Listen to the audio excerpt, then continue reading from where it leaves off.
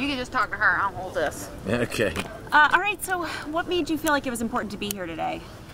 Well, whenever 1,400 people in our community are on the verge of losing their jobs, it's very important for the mayor to stand up and offer whatever assistance. The truth is that these decisions are oftentimes made in corporate boardrooms that are far removed from Indianapolis.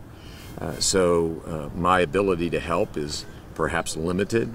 I'd like to change the company's mind. I'd like these jobs to stay here.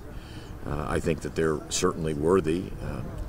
The city and the state have always been very generous to Carrier in terms of providing job training and incentives. So today's message was just a message of solidarity, that we stand with the 1,400 workers that are going to be potentially affected, and that we'll do whatever we can to transition them into new employment if that is the reality. Do you think there's anything we can do at this point? Yeah, I'm not giving up hope.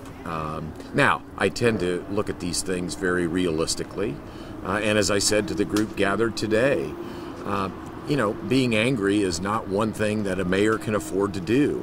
A mayor's job is to help the people of this community.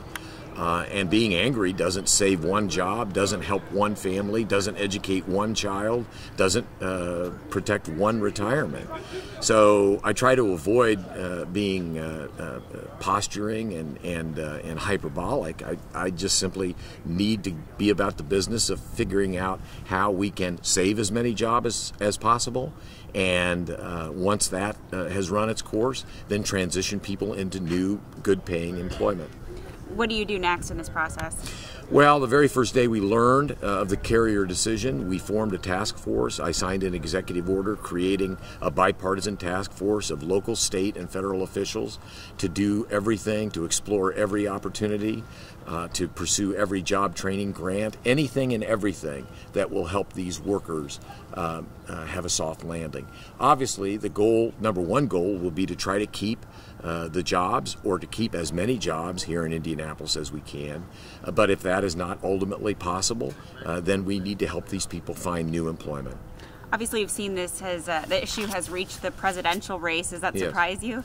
No, I think it's indicative, though, of a level of concern that the American workers have, particularly here in our community. The announcement of 1,400 jobs with really no warning at all, you know, shakes at the very bedrock of one's feeling of stability.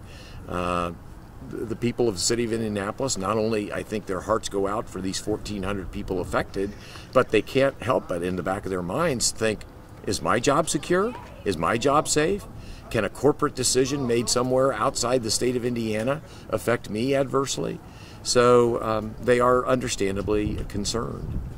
I don't have any other specific questions. What do you feel like the impact is to the city just in general if we lose all these jobs? Well, it's a profound impact. 1,400 good-paying jobs that have been here for many, many, many decades. It's a blow to the community.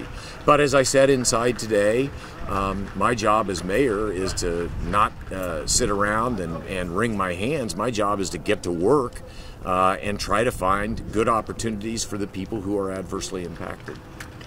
I'm good. Thank you so much. Okay. Thank you, sir. Appreciate it.